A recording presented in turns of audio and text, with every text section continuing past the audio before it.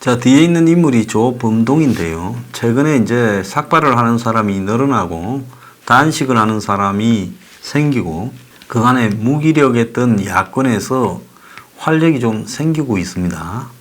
이건 뭘 의미하는가 하면요.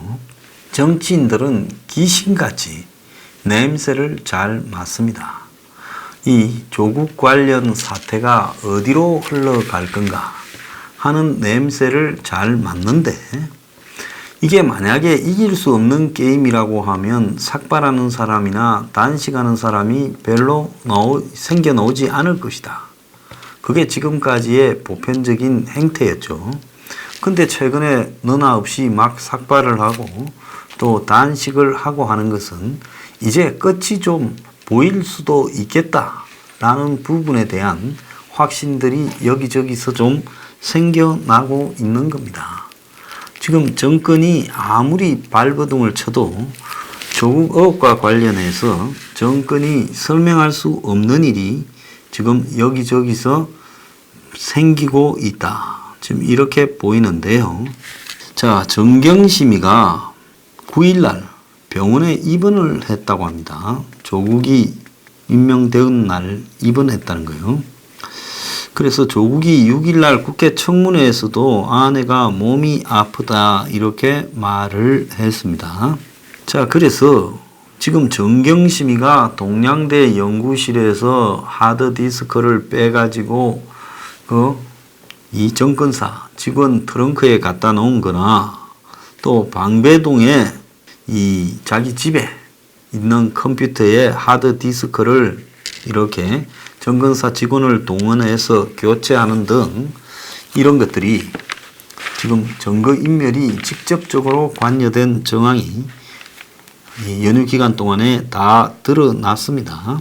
또 남동생 명의로 투자한 사모펀드 운용사에 전화를 걸어 펀드 운용 보고서를 급조하도록 했다는 겁니다.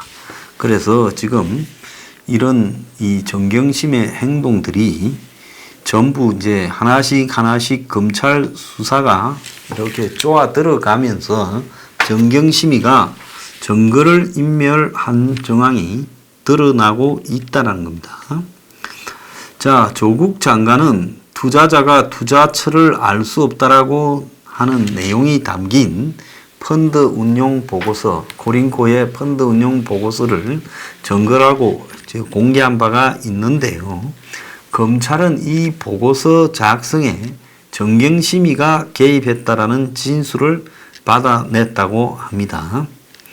조국은 펀드 운용 보고서를 공개하며 내가 이 펀드에 사모펀드에 투자한 돈이 어디 갔는지를 나는 모른다. 이렇게 말을 했죠. 그게 웰스 CNT에 간 걸 알았다면 177건이나 되는 사업을 사실 5개 되는 기관에서 갑자기 막 수주를 했다라는 부분에 해명이 잘 안 되니까 그렇겠죠. 그래서 조국이 지난 2일 본 펀드의 방침상 투자 대상에 대해 알려드릴 수가 없습니다라고 되어 있고 상세한 내용에도 어디에 투자했는지 자체가 적혀 있지 않았다. 이렇게 이제 말을 했는데요. 근데 검찰은 이 코링코의 바지 사장인 이상훈이가 처음에 해외로 출국하기 전인 지난 8월 중순에 정경심이와 2차례 통화를 했고 그리고 그가 통화 후에 검찰에 진술을 하기를 운영 보고서를 급히 만들어 달라는 요구를 정경심이한테 받았다. 그러면서 그 이전에는 단 한 차례도 펀드 운용 보고서가 만들어진 적도 없고 본 적도 없다라고 했던 겁니다.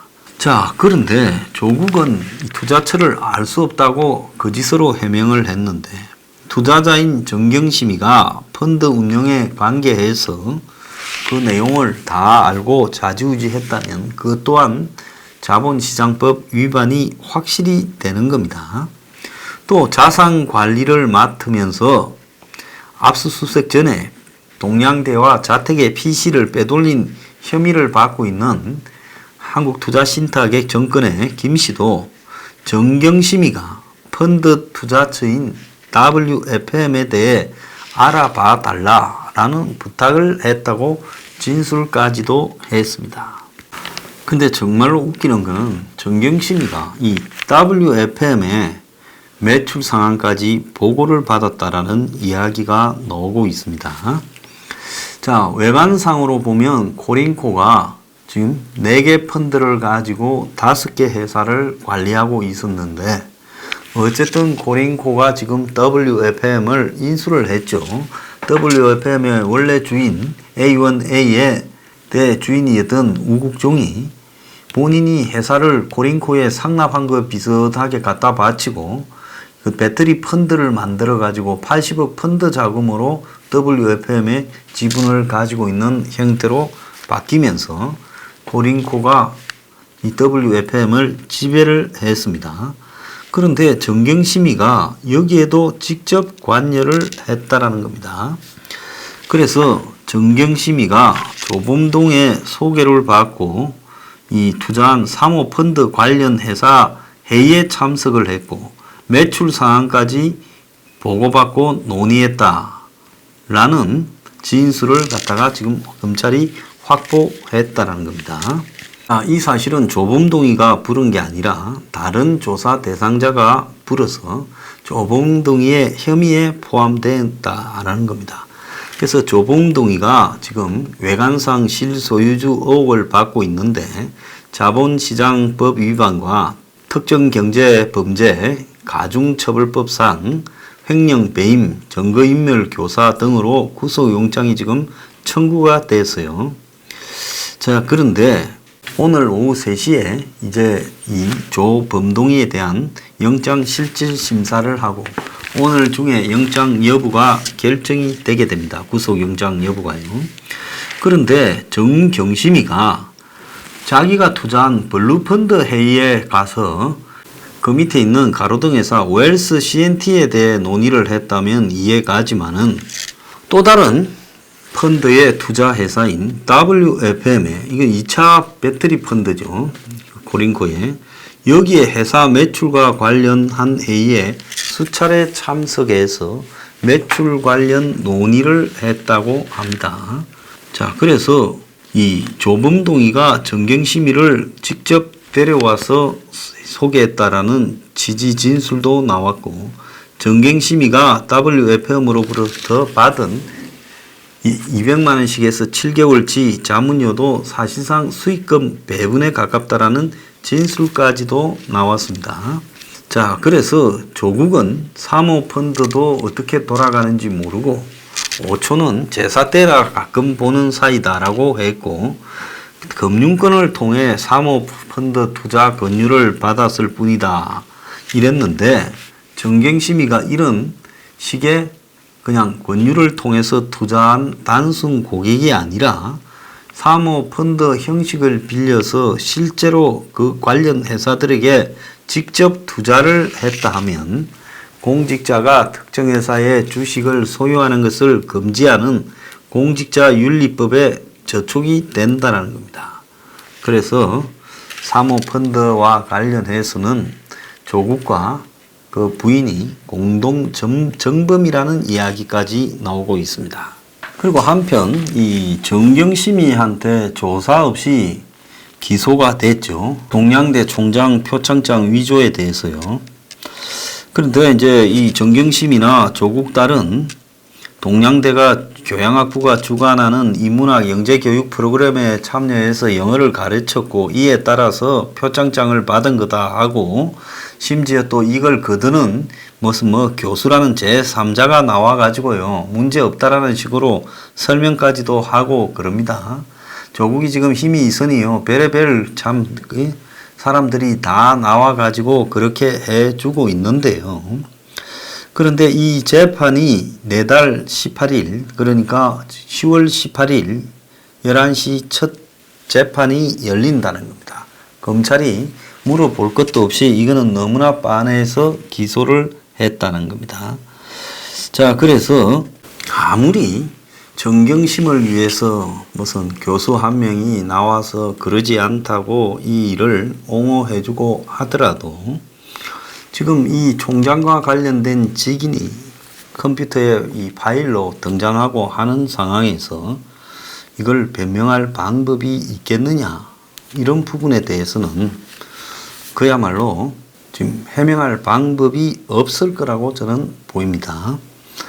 자, 그런데 이 조국의 오촌 조카 조범동이에 대해 지금 검찰이 구속영장에서 주범으로 기재를 했어요. 그래서 이 조범동이가 코링코 B의 설립부터 기획 단계 그리고 운영까지 주도한 의혹을 받고 있는데, 자, 검찰은 그저께 이제 조범동을 비행기에 내린 직후에 새벽에 서울중앙지검으로 압송을 했고, 자, 그래서 출국한 지 3주 만입니다. 그래서 만 하루 동안 15일 새벽까지 14일 새벽부터 꼬박 조사를 받았습니다. 그래서 그 조사에서 조범동이가 코링코 B의 실소유주라는 단서를 여럿 확보했고, 1차 조사에서 과거에 코링코의 최대 주주였던 한 이사와 대질 조사를 했는데, 여기서 그 이사가 조범동이 돈으로 코링코를 만들었다고 진술을 했다는 겁니다. 그리고 잠깐 들어가서 쉬었다가 어제 오전 10시에 다시 조범동이를 소환했는데, 조범동이가 이 사모펀드 투자 회사에서 10억을 수표로 받아서 빼돌렸다라는 부분에 대해 집중적으로 지금 조사를 받았다고 합니다. 그러면 조범동이의 영장은 어떻게 될 건가? 아무리 지금 이 법원이 조범동이를 도와주려고 한다 해도 이미 검찰 수사를 앞둔 시점에서 해외 출국을 해서 도피성 출국을 했고, 해외에서 여러 나라로 옮겨 다녔고, 또 해외에서 이 사건과 관련되는 주요 인물과 전화 통화를 해가지고 입을 맞추었던 정황까지 녹취록에 나왔고, 또 정경심이가 조만간에 검찰에 출석해서 사모펀드 부분 등에 대해 진술을 해야 되는데, 이 상황에서 조범동이를 구속하지 않고는 조범동에 의해서 모든 진실이 이렇게 왜곡될 수 있죠. 그렇기 때문에 지금 조범동은 제가 봐도 구속영장이 청구될 거라고 저는 확신을 합니다. 제일 웃기는 거는 장관 가족을, 조국 장관 가족을 수사하고 있는데 형사사건 공개 금지를 법무부가 추진을 해서 깜깜이 수사가 되게 하려고 하고, 심지어 이런 내용을 당정이 같이 추진하겠다 하는 부분에 대해 지금 법 쪽에서는 이건 해도 너무했다라는 이야기까지 나오고 있습니다. 조 장관 가족이 검찰의 강제 수사를 받는 단계에서 훈령 개정 논의는 취지와는 별개로 시기의 적절성 문제를 남기며 언론의 감시 기능을 약화하는 것은 검찰 개혁이 아니라 오히려 검찰권 강화 방안 아니냐, 이러면서 지금은 이런 사실을 이야기할 때가 아니다라고 지금 이야기가 나오고 있고요. 또 이 포토라인 선언 부분에 대해서 금지하는 부분도 지금 왜 하필 그런 이야기를 하느냐. 지금 포토라인에 소환 조사 압수수색 때마다 일체히 촬영하는 부분을 이제는 당사자 동의 없이는 못하게 하겠다, 이 이야기입니다. 웃기는 거죠. 저거들은 포토라인에 검찰 앞에 안 서고 법원에서 썼다고 전 대법원장을 그렇게 비판해 놓고, 이제 와가지고 이런 피해자의 권리 보호니 또 검찰의 과도한 또 이 권리 행사니 이러면서요, 마치 지금 형사사건의 공개 금지를 추진한다는 것은 그야말로 조국을 위한 그 위인 설관식 법 개정인데, 이런 것들을 지금 시점에 해서 통할 거라고 이짓거리를 합니까? 지금 이러는 걸 보니 궁에도 많이 궁한 상태에 와 있다, 끝이 보이는 것 같습니다.